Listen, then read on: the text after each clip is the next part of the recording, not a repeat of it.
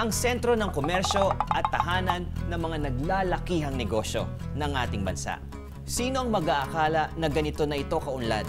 Na dati ang tingin dito ni Miguel Lopez de Legazpi ay walang silbi. Alamin natin ang kasaysayan nito. Ako si Kuya F at ito ang Kwentong Kanto.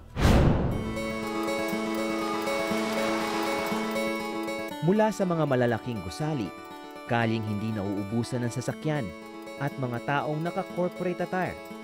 Sinong mag-aakala na ang mga naglalakihang gusali ngayon ay naglalakihang kakahuyan noon? Bago dumating ang panahon ng mga Espanyol, ang Makati ay pinamumunuan ni Lacan-Taccan at ng kanyang asawa na si Boan. It overlooked the banks of Pasig River at puno ito ng mga sapa o swamps at mga cogon grass.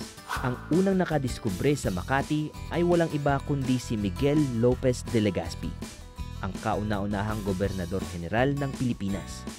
Tinanong ni Legazpi kung ano ang pangalan ng lugar. At dahil hindi magkaintindihan si Legazpi at ang mga tribo noon, sinagot ng mga tribo ang katagang Makati na, Kumati na ang ibig sabihin ay ebbing tide. Sumunod na pangalan ng Makati ay San Pedro de Makati, alay sa kanilang patron saint.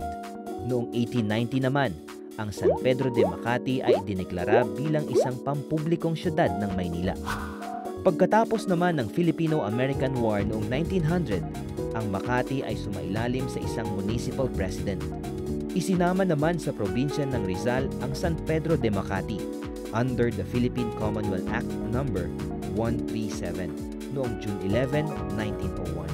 After the turn of the century, ang Makati ay nananatiling third-class agricultural community.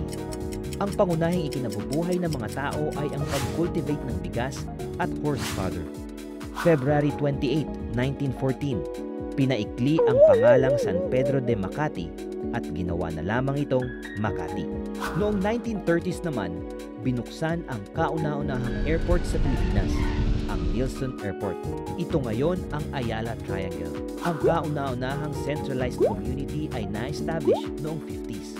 Lumago ito at simula noong 1970s, wala pang nakakatalo sa Makati bilang financial and commercial capital ng bansa.